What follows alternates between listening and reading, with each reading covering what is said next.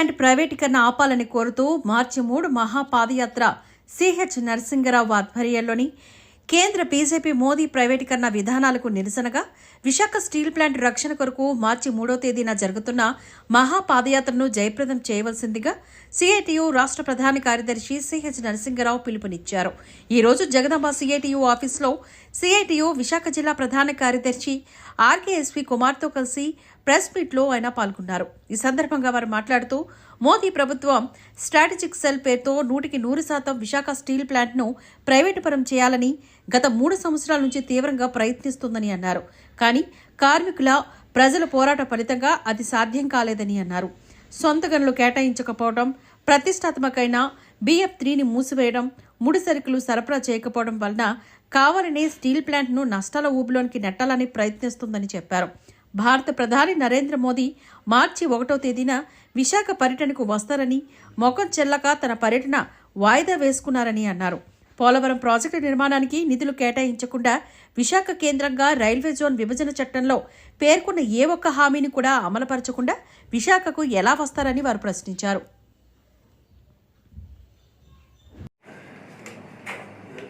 Visakha steel plant strategic sale 100% అమ్మకం చేస్తామని కేంద్ర ప్రభుత్వం ప్రకటించి 3 సంవత్సరాలు అయింది.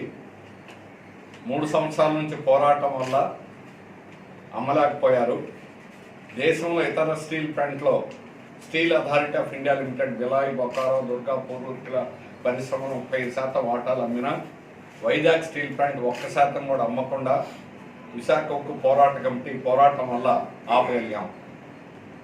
అయితే ఇప్పటికీ కూడా వాళ్ళ ప్రయత్నాలు అనేటువంటిది ఆగడం లేదు. ఇప్పటికి కూడా కేంద్ర ప్రభుత్వం ప్రైవేటీకరణ ప్రయత్నాలు అనేటువంటి కొనసాగిస్తుంది. నష్టాల్లోకి నెట్టి దీన్ని ఎలాగైనా తర్వాత అయినా దీన్ని చేయాలని, ఆ విధంగా ప్రైవేట్కి అప్పచెప్పాలనేటువంటి కుట్ర చేస్తుంది బీజేపీ ప్రభుత్వం. అందుకే దీనికి వ్యతిరేకంగా మార్చి 3వ తేదీ ఉదయం 6 గంటలకి Visakha steel plant main gate Kormanapalem దగ్గర నుంచి అక్కడ జరుగుతున్న పోరాట శిబిరం నుంచి గాంధీ విగ్రహం సిటీ శిబిరం దాకా ఉదయం 6 గంటలకే బయలుదేరి పాదయాత్ర అనేటువంటి జరుగుతుంది. దీనికి ప్రజల మద్దతు ఇవ్వాలని కోరుతున్నాం. ప్రజల సంపూర్ణమైనటువంటి మద్దతుతోటి ఈ 3 సంవత్సరాలు కూడా ఈ నిరంతర పోరాటం అనేటువంటి సాగింది. భవిష్యత్తులో కూడా ప్రభుత్వాలు ఏవొచ్చినా కూడా ఈ పోరాటం అనేటువంటి కొనసాగుతుంది. ఇప్పటికైనా కేంద్ర ప్రభుత్వం, బీజేపీ ప్రభుత్వం స్ట్రాటజిక్ సేల్ 100% అమ్ముతామనే నోటిఫికేషన్ విరమించుకోవాలి. బీజేపీ అన్నింటి గురించి మాట్లాడుతున్నారు. రైల్వే జోన్ గురించి మాట్లాడుతున్నారు, స్థలం లేదని. అలాగే పోలవరం ప్రాజెక్టు గురించి మాట్లాడుతున్నారు. రాష్ట్ర ప్రభుత్వం సహకరించలేదని చెబుతున్నారు. వాస్తవానికి కేంద్ర ప్రభుత్వాన్ని వీటన్నిటి యొక్క బాధ్యత. రైల్వే జోన్ ఇవ్వడానికి ఇంతకాలం ఎందుకు కావాలి? మొదటి టర్మ్లో మోడీ గారు 2019 ఎన్నికల్లో కూడా విశాఖపట్నం వచ్చి విశాఖ రైల్వే జోన్ ఇస్తామని ప్రకటించి ఈ రోజు కూడా స్థలం ఇవ్వలేదని నాటకాలు ఆడడం అనేటువంటిది పచ్చ మోసం. అట్లాగే పోలవరం ప్రాజెక్టు నిర్మాణం కేంద్ర ప్రభుత్వాన్ని పూర్తి బాధ్యత. అది నిర్మించకపోవడం కేంద్ర బీజేపీ ప్రభుత్వాన్ని బాధ్యత. ఇప్పటికైనా కూడా బీజేపీ ప్రభుత్వం ఈ పద్ధతులు విరమించుకొని రాష్ట్రానికి ద్రోహం చేసేటువంటి పని చేయొద్దు. రాష్ట్రంలో ఉన్నటువంటి ఏకైక భారీ పరిశ్రమ Visakha steel plant strategic sale విరమించుకున్నాం అని నోటిఫికేషన్ ఇవ్వాలని సిఐటియు రాష్ట్ర కమిటీ తరఫున డిమాండ్ చేస్తున్నాం. అట్లాగే ఈరోజు రాష్ట్రానికి సంబంధించినటువంటి ఏ ఒక్క భారీ ప్రాజెక్ట్ రాలా. ఈ 10 ఏళ్లలో విశాఖ సముద్ర తీరం నుంచి వస్తున్నటువంటి కంపెనీలన్నీ కూడా ఫార్మా కంపెనీలు, సర్కస్ కంపెనీలు కేవలం రాయితీలు ఉపయోగించుకొని ఈ రాయితీలు అయిన తర్వాత ఇంకొక చోటకి వెళ్ళిపోతాయి. అందుకని ఇప్పుడు వస్తున్నటువంటి కంపెనీలు, ఈ చుట్టూ వస్తున్నటువంటి కంపెనీలు పారిశ్రామిక అభివృద్ధి చేస్తున్నాం, పరిశ్రమలు వస్తున్నాయి అని చెప్పడం అనేటువంటి పంచ మోసం. రాష్ట్ర ప్రభుత్వం కానీ కేంద్ర ప్రభుత్వం కానీ, కేంద్ర ప్రభుత్వం యొక్క విధానం భారీ పరిశ్రమలని మూసేస్తాం, లేకపోతే ప్రైవేట్కి అప్పచెబుతాం అనేటువంటి దుర్మార్గమైనటువంటి పద్ధతి. అందుకని ఈ పద్ధతి వల్లే ఈరోజు విశాఖ స్టీల్ ప్లాంట్, ఇందులో ల్యాండ్ బ్యాంక్ ఉంది, 20,000 ఎకరాల ల్యాండ్ ఉంది. దీని కబ్జా స్టీల్ ప్లాంట్లో పనులు సరిగ్గా చేయలేదనేది తప్పు వాదనండి.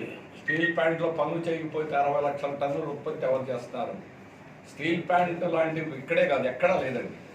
ఇక్కడ కావాలని బయోమెట్రిక్ పెట్టడం అనేటువంటిది ఉద్యమాలను అణచడం కోసం, కాంట్రాక్ట్ లేబర్ మీద ప్రయోగించడం కోసం ఈరోజు కావాలని పెట్టాలని ప్రయత్నం చేస్తున్నారు.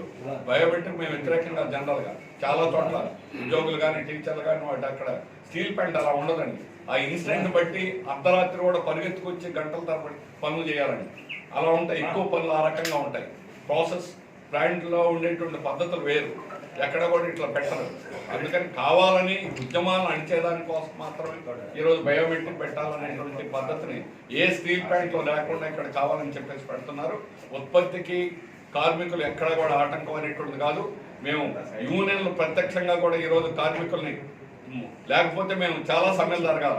సమ్మెలు ఎందుకు చేయడం లేదనంటే ఈరోజు ప్లాంట్ నష్టపెట్టుకోకూడదు, ప్లాంట్ను కాపాడుకోవాలనేటువంటి లక్ష్యంతో మేము చేస్తున్నాం. కానీ యాజమాన్యమే కావాలని బ్లాస్ట్ ఫర్నెస్ 3ని మూసేసి, అత్యాధునికమైనటువంటి బ్లాస్ట్ ఫర్నెస్ మూసేసి ఉత్పత్తిని ఈరోజు 40% తగ్గించింది యాజమాన్యం.